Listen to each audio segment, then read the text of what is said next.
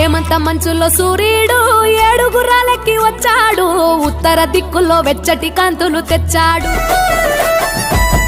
పురాణ మోపు గట్టి రంకెలేసే ఎడ్ల పోటీ గుడి గంటలు మోగేనట పండగనే చాటి సాగుతుంటే